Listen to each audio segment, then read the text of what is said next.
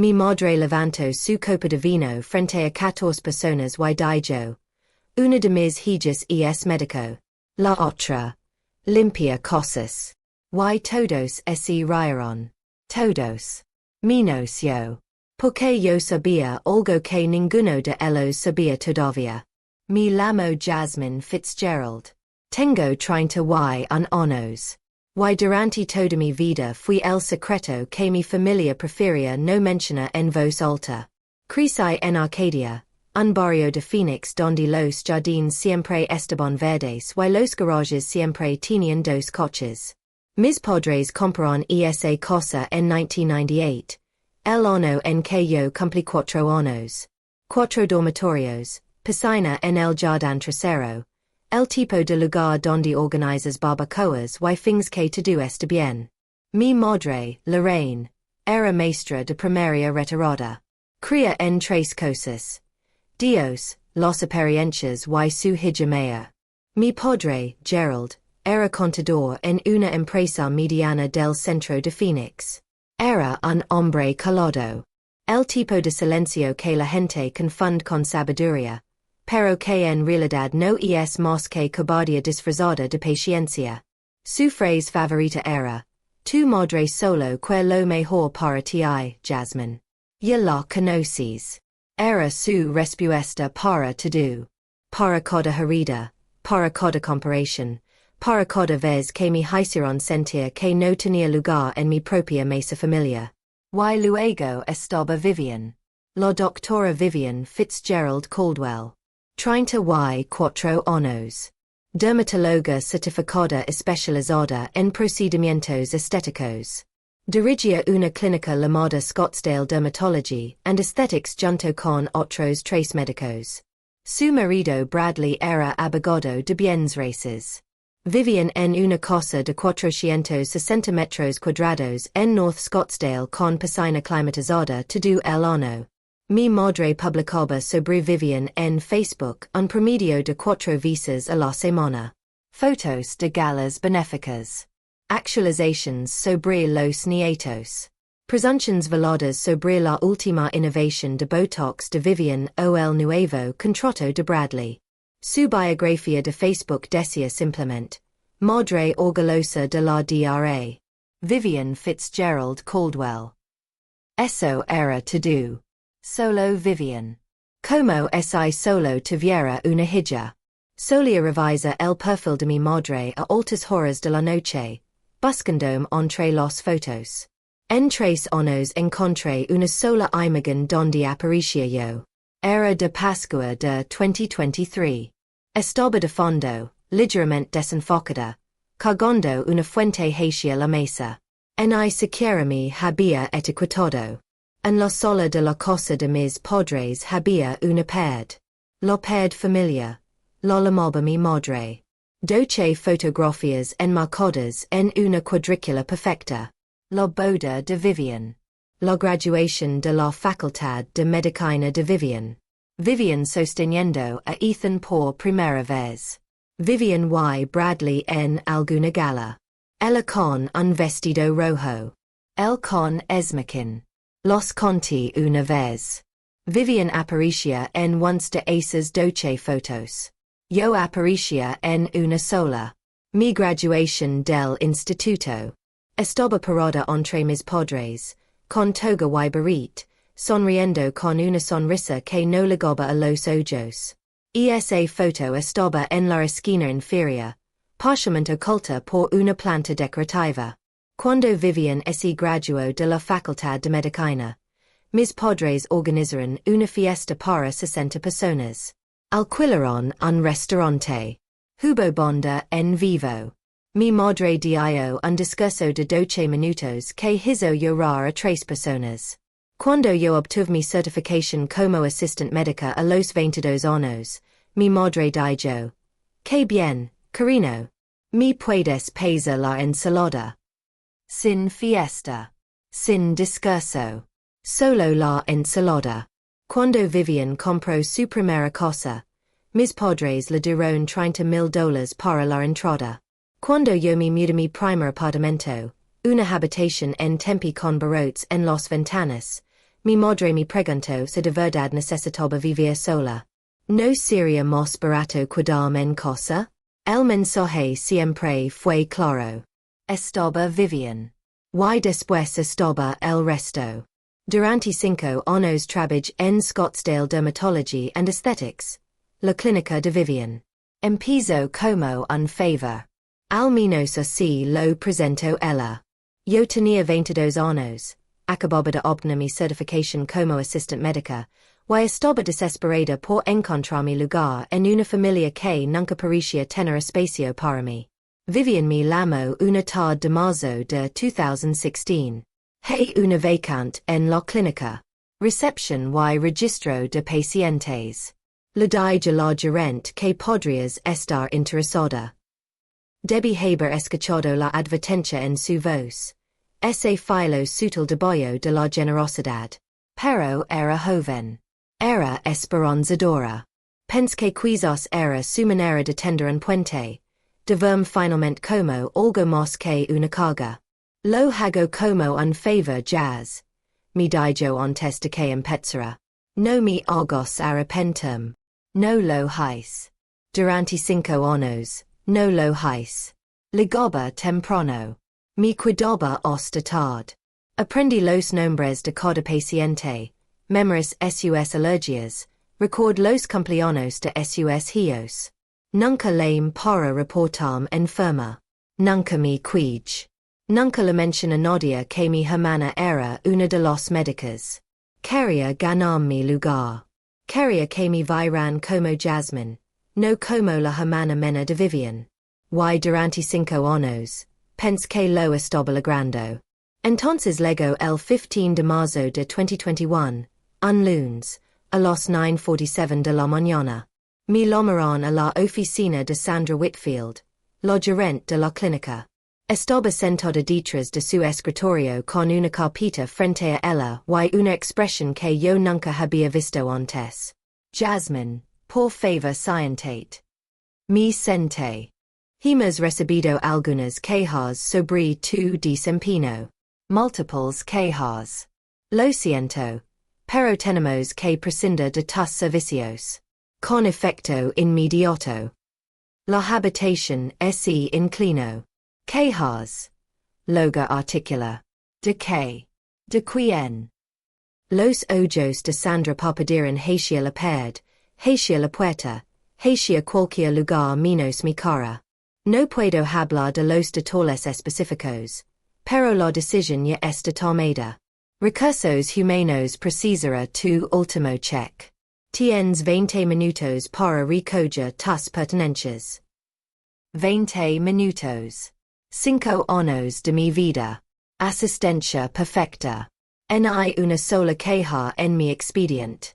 Y me estaban escoltando por la puerta trasera en 20 minutos.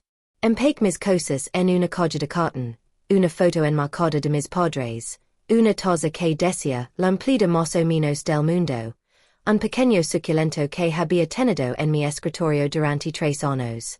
Mientras caminaba por el pasillo hacia la salida, pasé por la oficina de Vivian. La puerta estaba abierta. Estaba hablando por teléfono, riéndose de algo. Su silla girada hacia la ventana. No levantó la vista. Ni siquiera se dio vuelta. 2 semanas después, recibí una llamada de Heather, la recepcionista con quien había trabajado durante 4 años. La persona más cercana a una amiga que tenía en esa clínica. Jasmine, lo siento mucho. Pensé que ya lo sabías. Saber que. Silencio.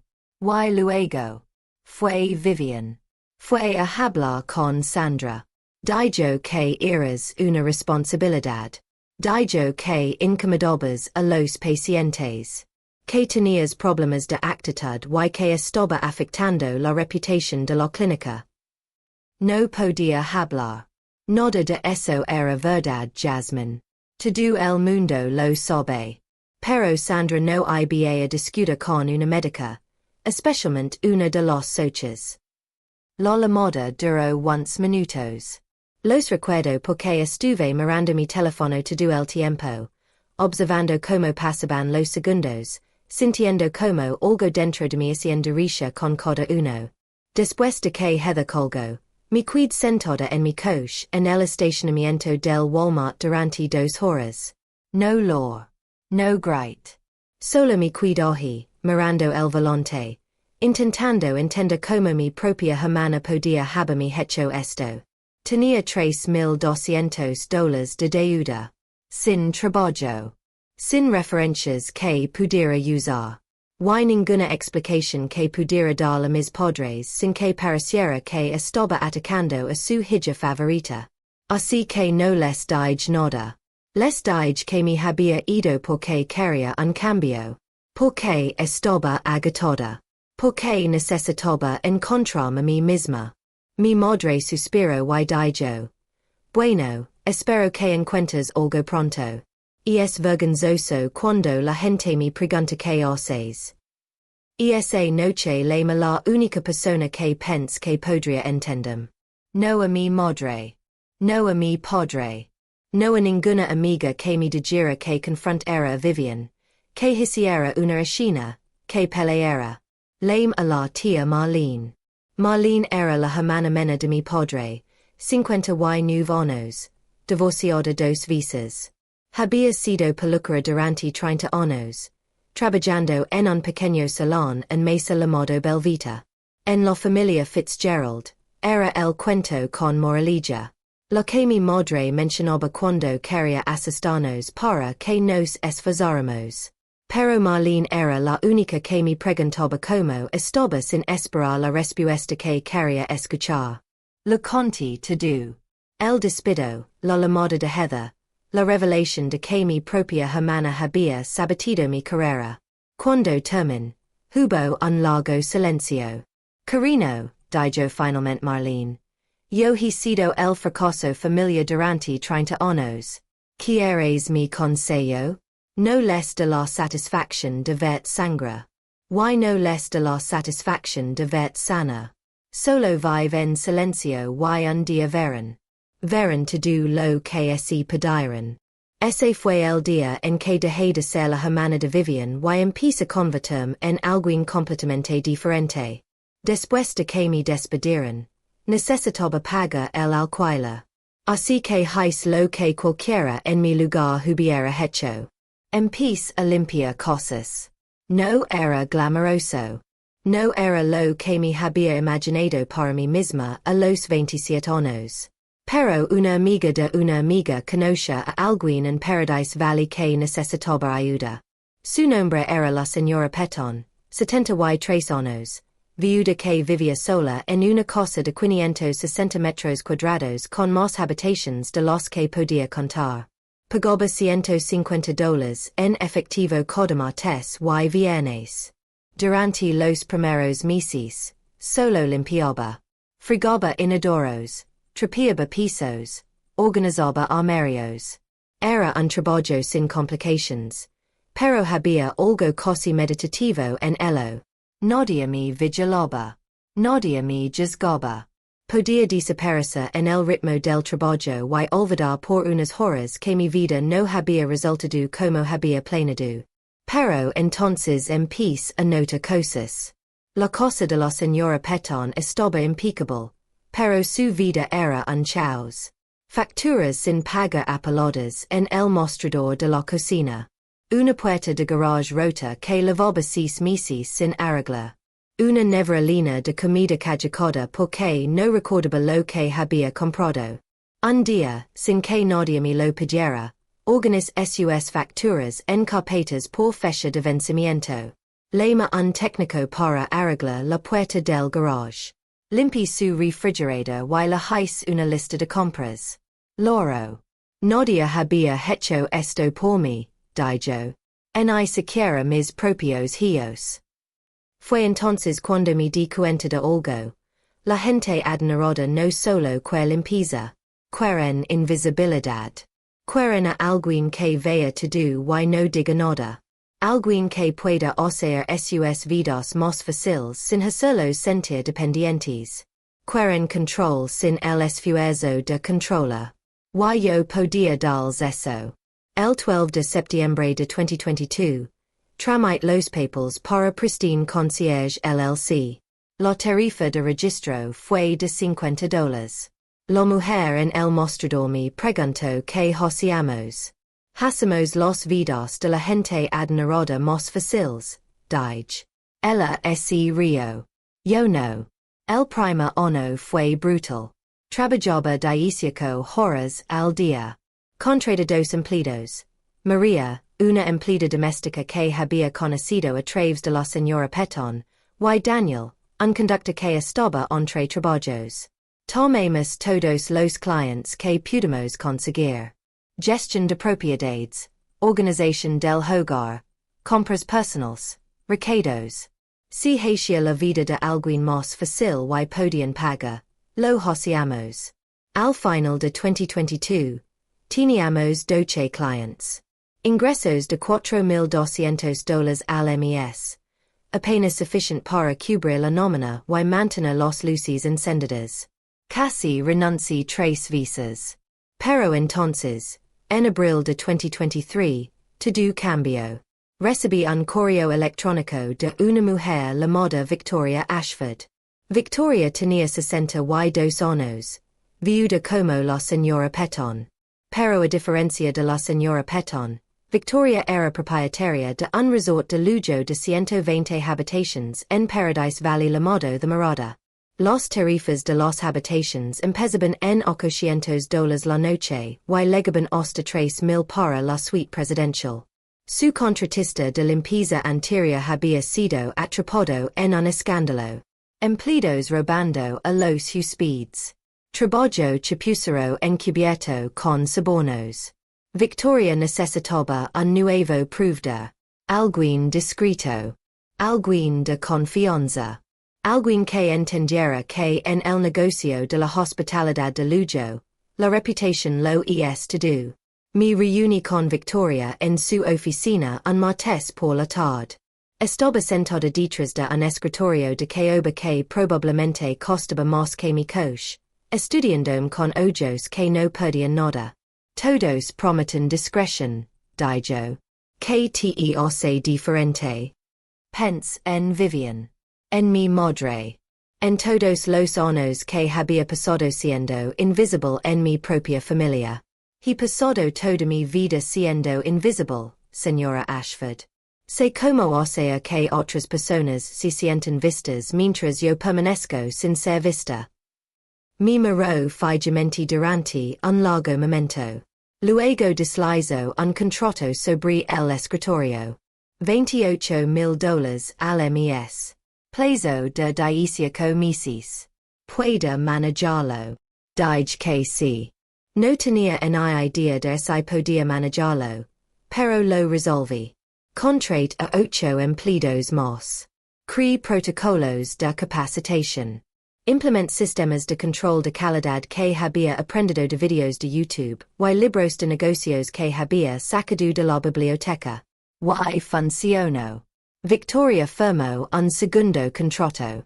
Luego me presentó a sus amigos, los propietarios del Desert Sage Resort y el Copper Canyon Lodge. Al final de 2024, tenía contratos con los tres. Para noviembre de 2025, Pristine Concierge tenía 38 empleados, 28 a tiempo completo, 10 a tiempo parcial. Operamos desde una oficina de 101 metros cuadrados en el Scottsdale Air Park.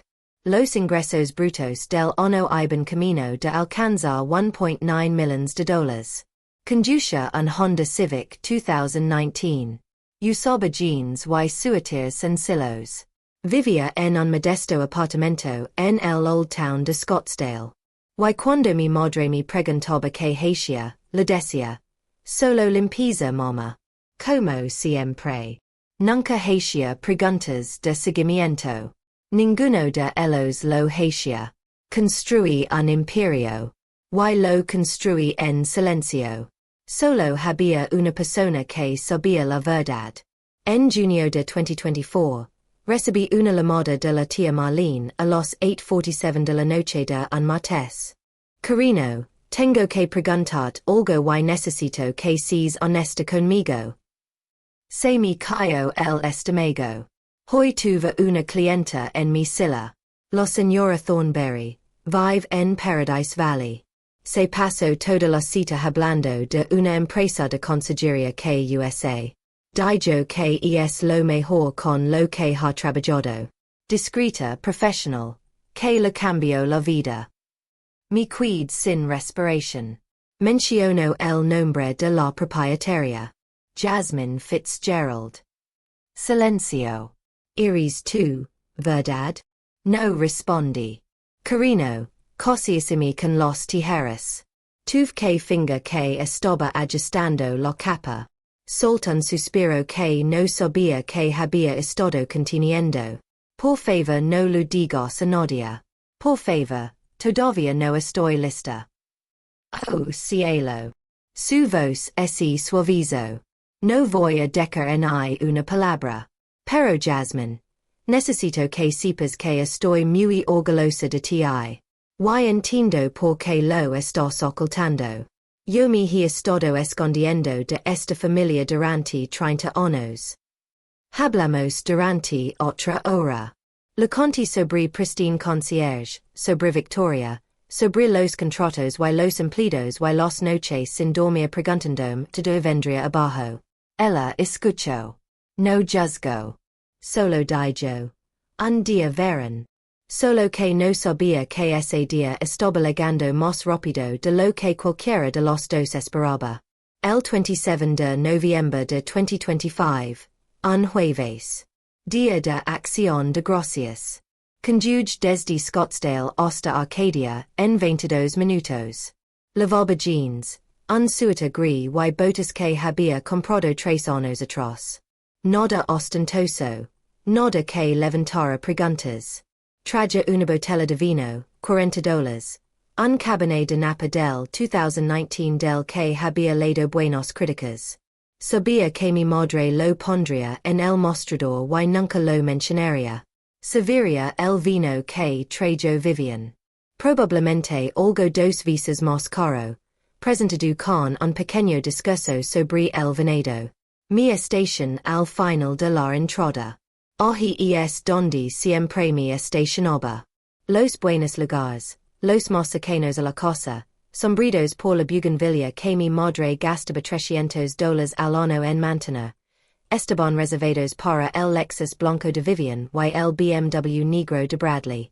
Lavaba estacionandome al final tanto tiempo que ya ni siquiera lo pensaba. Cuando entré por la puerta principal a las 4:15 de la tarde, la cosa ya estaba llena. Podía escuchar risas desde la sala, el tintineo de copas, la voz de mi madre, alta y animada, contando alguna historia que probablemente había escuchado una docena de veces. La encontré en la cocina. Oh Jasmine legaste. Me miró medio segundo. Luego volvió a la estufa. Bien. ¿Puedes ayudarme con la salsa? Se está apelmazando. Sin abrazo. Sin. ¿Cómo estás? Sin. Me alegra que hayas podido venir. Solo la salsa. Removí la salsa. Durante las 2 horas siguientes. Fui un fantasma. Relin jarras de agua. Retire platos de aperitivos. Revise el pavo. Acomod los cubiertos porque mi madre dijo que los había puesto mal la primera vez. 4 tareas en 2 horas. 4 pedidos de server. Ayudar. Desaparecer en la utilidad. En una sola vez alguien me pidió que me sentara. En un momento, estaba pasando por la sala con una bandeja de galetas cuando Ethan, el hijo de Vivian, tiró de mi manga. Tía Jasmine. Sí, cielo. ¿Por qué siempre estás en la cocina? Antes de que pudiera responder, Vivian se rió desde el otro lado de la habitación. ¿Por qué allí es donde le corresponde estar, Carino? Lo dijo con ligereza, de manera juguetona, como si fuera un chiste.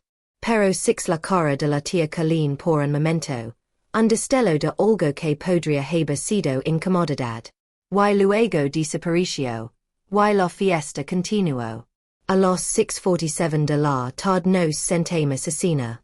La mesa estaba puesta de manera hermosa. Mantel blanco, serviletas de tela de blodas en forma de abanico. La vigila de boda de mi madre. 14 lugares acomodados con precisión geométrica. Mi asiento estaba al final, cerca de la puerta de la cocina, por si alguien necesitaba algo. Mi madre se puso de pie en la cabecera de la mesa, con una copa de vino en la mano. Lavaba una blusa color crema y a rates de perlas.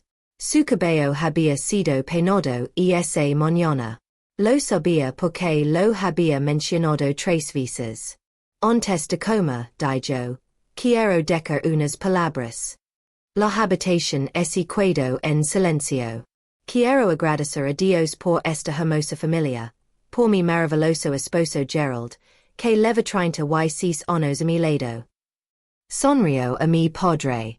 El asincio, incómodo con la atención.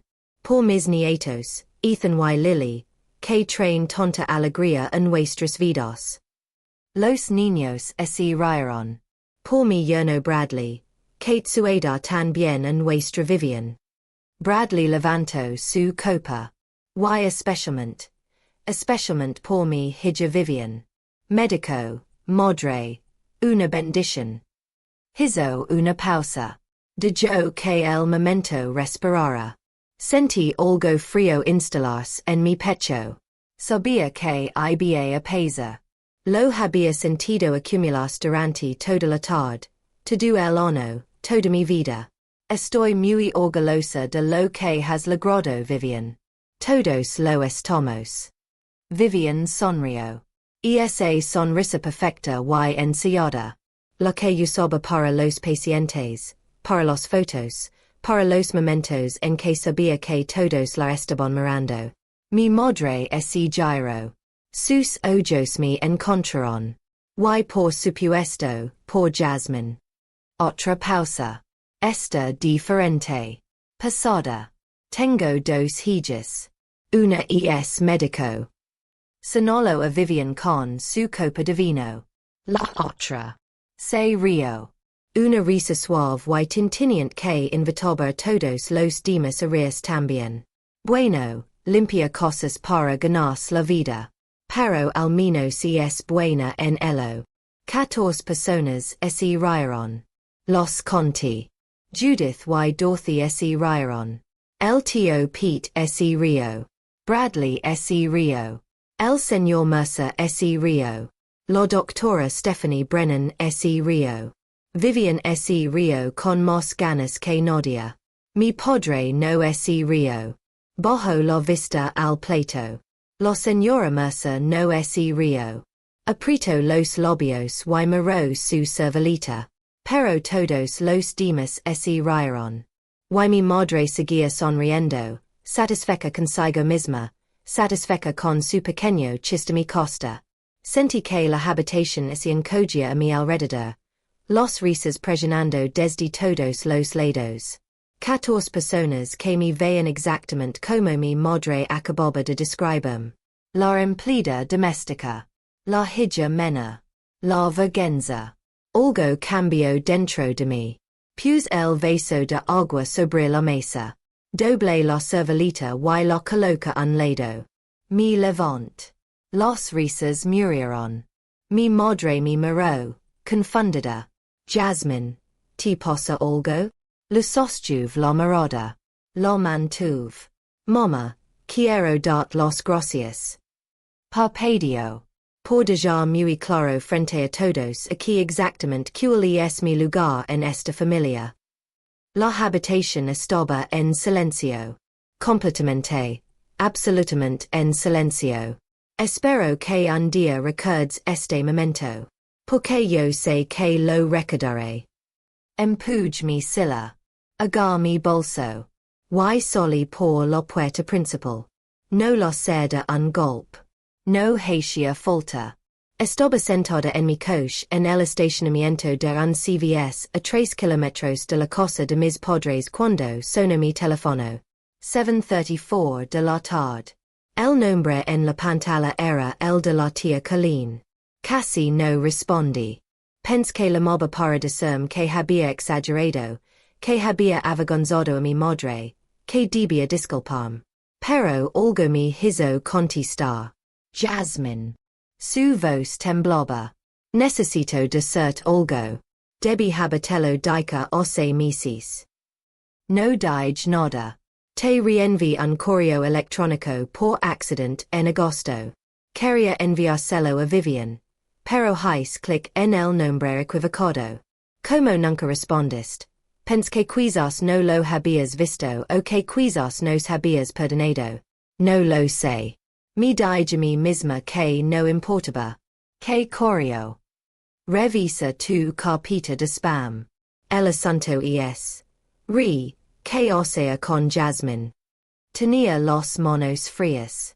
Puse el altavoz y abrí la aplicación de correo. Carpeta de spam. 2,847 mensajes no leídos. Escribí el asunto y hoy estaba. Fechado el 8 de agosto de 2025. Lo abrí. La cadena de correos se remontaba dieciocho meses atrás. 47 mensajes entre mi madre, mi hermana y la tía Colleen. El primer correo era de abril de 2024. Asunto. ¿Qué o sea con Jasmine? Correo de Lorraine Fitzgerald. Chicas, necesito su consejo. La boda de Rachel se acerca en junio y no sé qué o sea con Jasmine. No la quiero oír hablando con los invitados. ¿Qué pasa si alguien le pregunta qué hace? No puedo seguir explicando la vergüenza. Correo de Vivian Caldwell. De recuerdo. De todas formas probablemente aparezca con su uniforme de limpieza. Solo del que es una ceremonia pequeña. Solo familia. Se lo creerá. Correo de Colleen Fitzgerald Daniels. ¿Estamos seguras? Sigue siendo familia. Correo de Lorraine Fitzgerald. Colleen, avisas de Siria tener solo una hija. Es terrible deca eso. Deje de respirar. Le esa línea de nuevo. Avisas de Siria tener solo una hija. Mi propia madre. Por escrito. Segui desplazándome. Correo de Vivian Caldwell, junio de 2024. La boda salió perfectamente. Jasmine ni siquiera preguntó por ella. Se creó la historia de la reunión íntima. Dios, es tan fácil de manejar.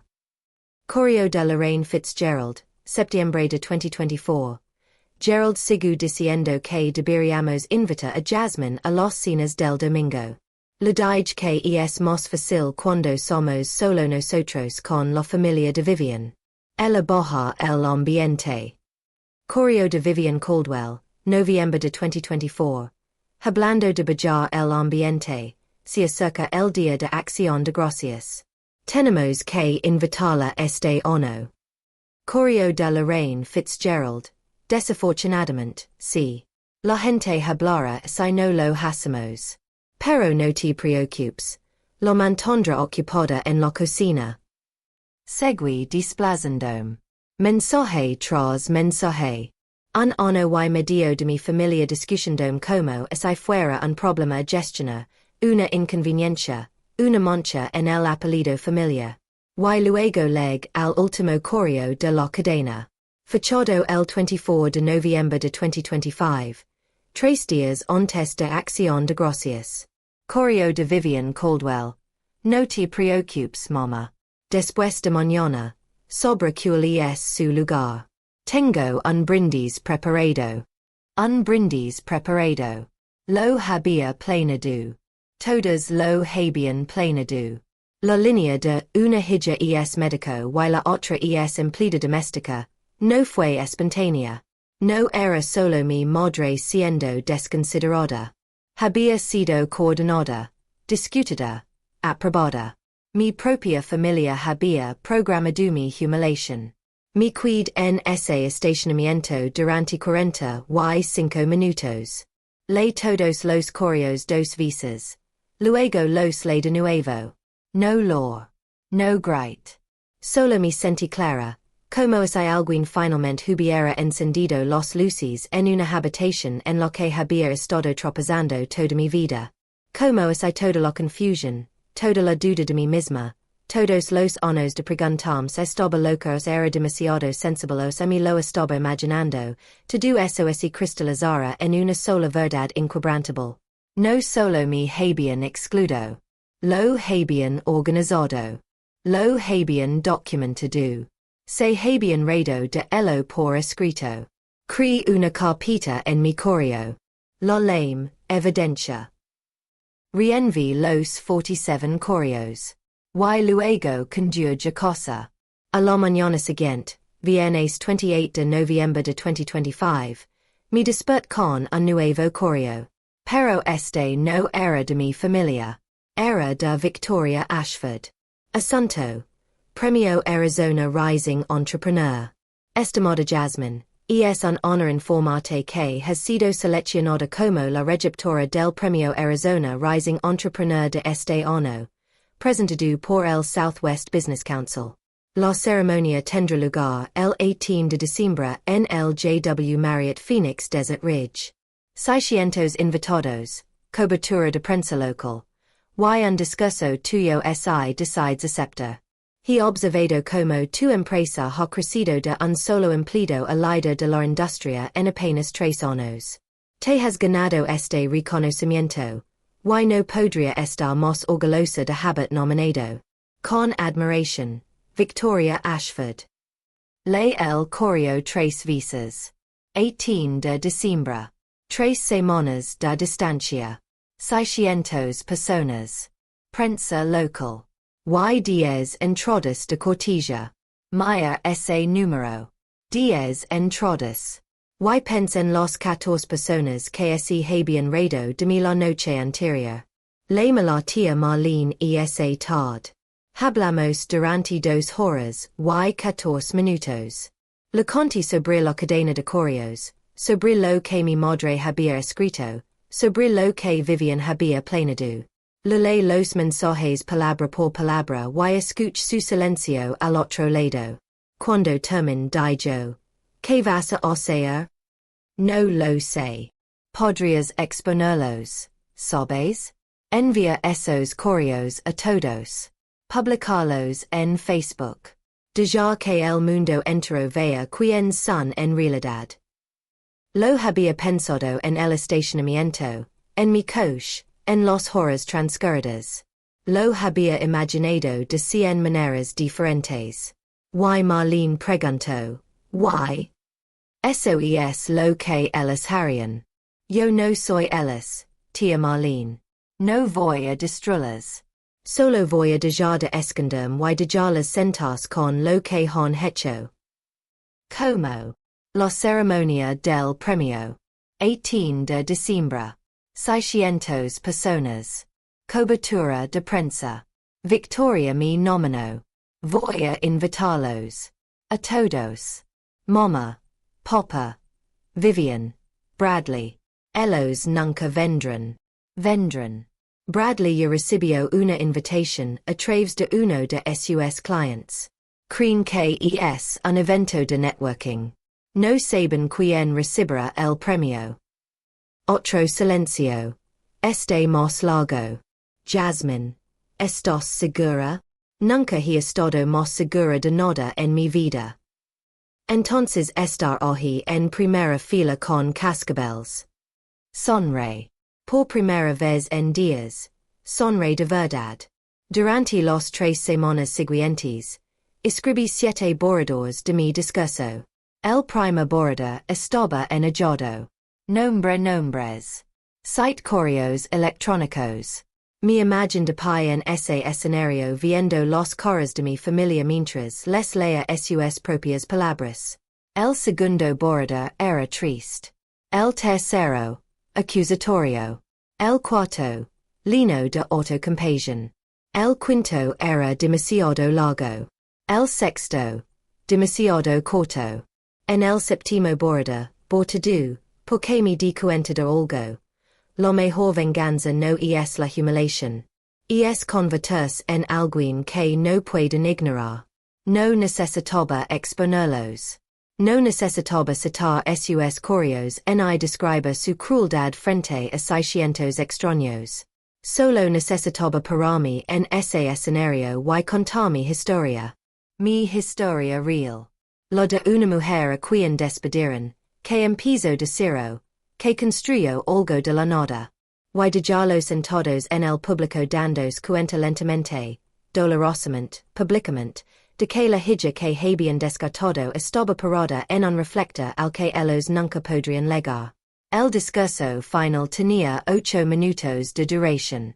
No mencioné mi familia por nombre ni una sola vez. Pero sabía que escucharían sus propias voces en cada palabra. El 18 de diciembre lega traves de la entrada de ponentes. Victoria me recibió entre bastidores vestida con un traje plateado y una sonrisa que podría iluminar una habitación. ¿Estás lista?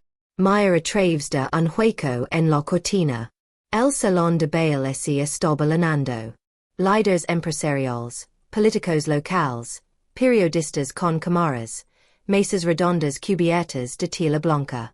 Y en la mesa 14, casi mi rey del número, estaban sentados mis padres, mi madre con un vestido burdeos, mi padre con un traje que probablemente lavaba 20 años sin usar, Vivian de verde esmeralda, Bradley con una chaqueta azul marino amagida.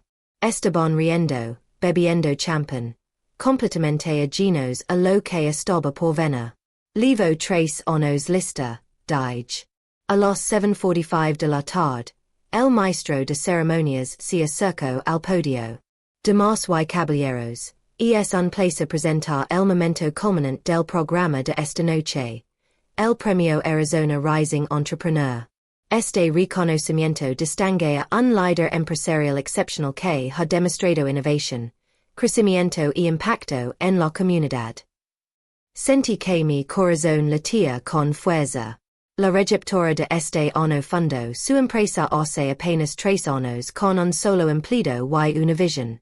Hoy emplea a 38 personas. Presta servicios a 3 de los resorts de lujo más prestigiosos de Arizona. Y este año ha generado casi $2 millones en ingresos. Escucha un murmullo recorrer la multitud. El sonido de personas reconociendo el éxito. La fundadora de Pristine Concierge empezó de la nada. Enfrentó contratiempos. Enfrentó dudas. Enfrentó personas que le dijeron que nunca llegaría a nada. Una pausa. Esta noche les demostramos que así equivocaban. Ser los ojos. Respira profundo. Por favor, denos la bienvenida al escenario a Jasmine Fitzgerald. Escucha mi madre decir antes de que yo hubiera dado siquiera un paso hacia la luz. La cortina se abrió. El reflector golpeó mi cara. Y camin por ese escenario con 600 personas mirando, incluyendo las 4 personas que habían pasado toda mi vida diciendo que no existiera. No los Maya. Todavía no. Legal podio. Ajust el micrófono. Maya hacia el mar de caras, la mayoría extraños, pero también Victoria en la primera fila, radiant, y la tía Marlene a su lado, secondos los ojos con un pañuelo. Y en la mesa 14, 4 figuras congeladas. Commence. Gracias. Y gracias al Southwest Business Council por este increíble honor. Mi voz era firme. Colmada.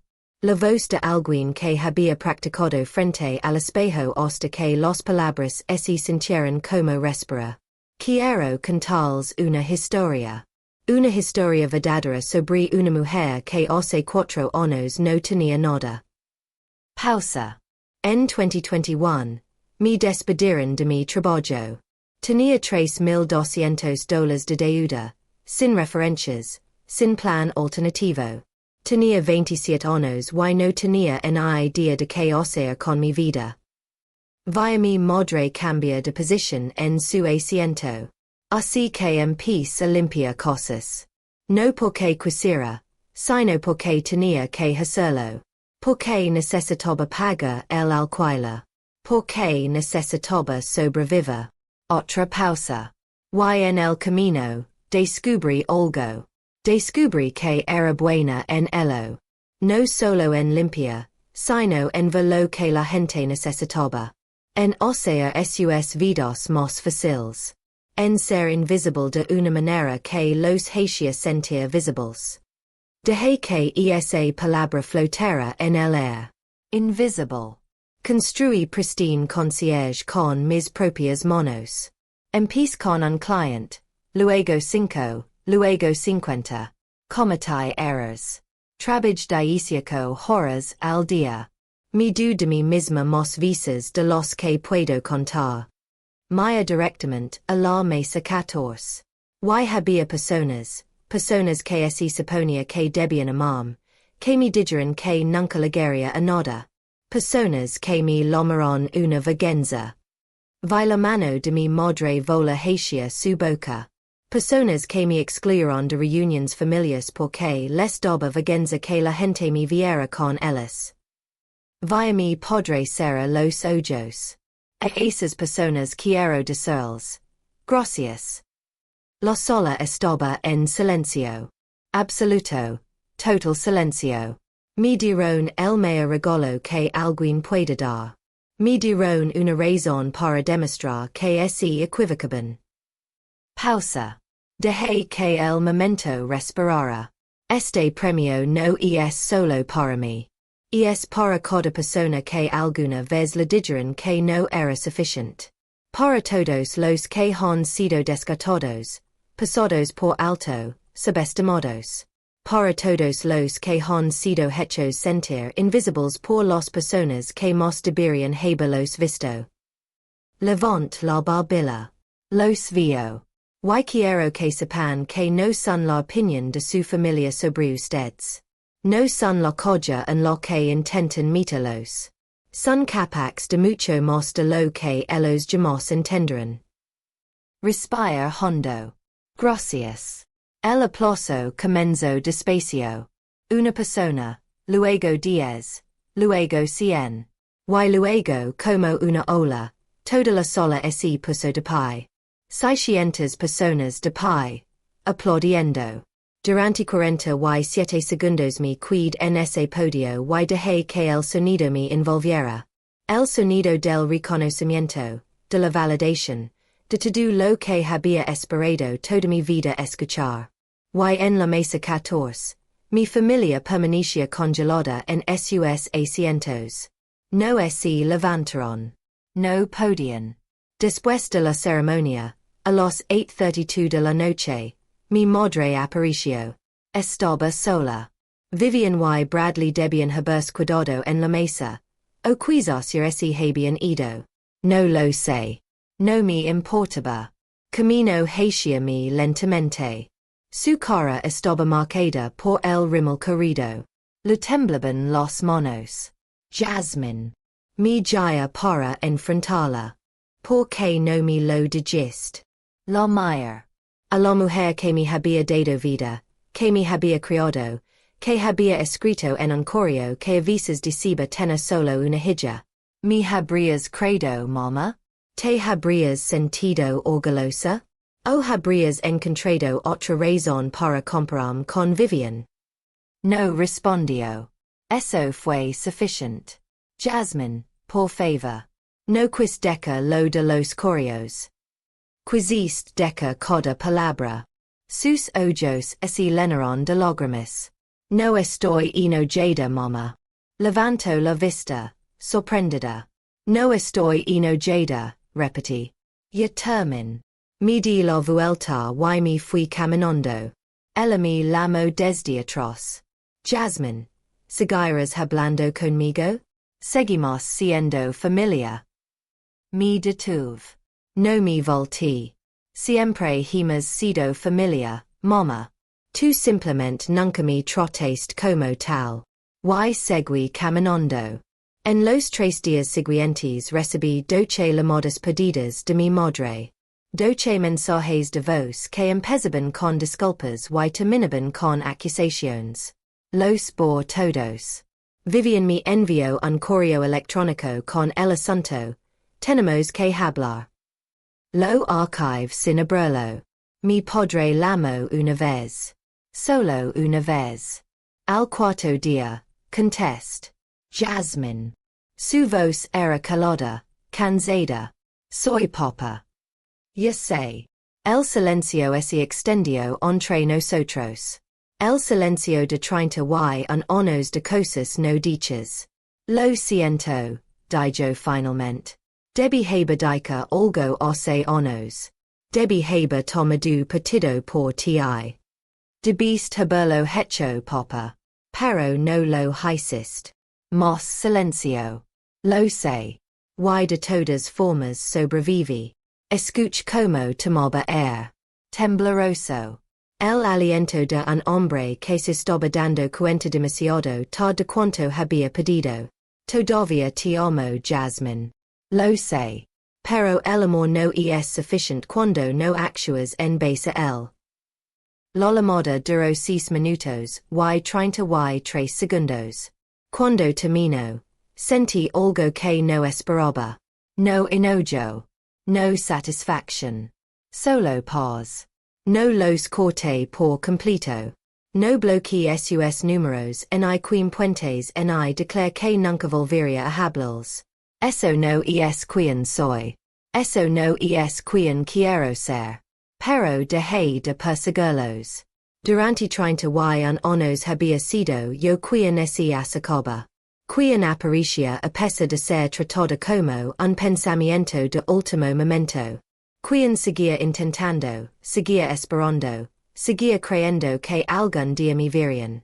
Después de la gala, me detuve. Les di espacio para que vinieran a mí. Y ese nunca lo hacen, ese eligen su orgullo por encima de su hija, y ese también sería una respuesta. La Navidad de 2025 fue la primera que no pasé con mi familia. La tía Marlene y yo nos fuimos a Maui. Una semana en un resort frente al mar. Comemos demasiado. Bebemos demasiados maitais y vimos el atardecer cada tarde desde nuestro balcón. Mi madre me envió un regalo de Navidad. Lo devolví sin abrir. En enero de 2026, recibí un correo electrónico inesperado.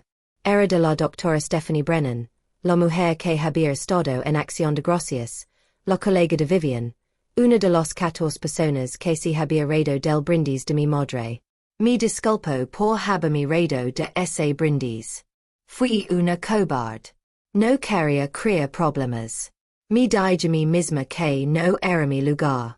Pero viendo en ese escenario en la gala, escuchando tu historia, me di cuenta de algo. Siempre es nuestro lugar. Cuando vimos a alguien siendo tratado mal, siempre es nuestro lugar hablar. Si alguna vez quieres hablar, aquí estoy. No sobre Vivian, no sobre tu madre, solo sobre la vida. Sobre lo que es sobrevivir a una familia que no te vea. Eres extraordinaria, Jasmine. Espero que lo sepas. Le respondí con una sola palabra. Café. Dije que sí. Nos reunimos en un café de Scottsdale la semana siguiente.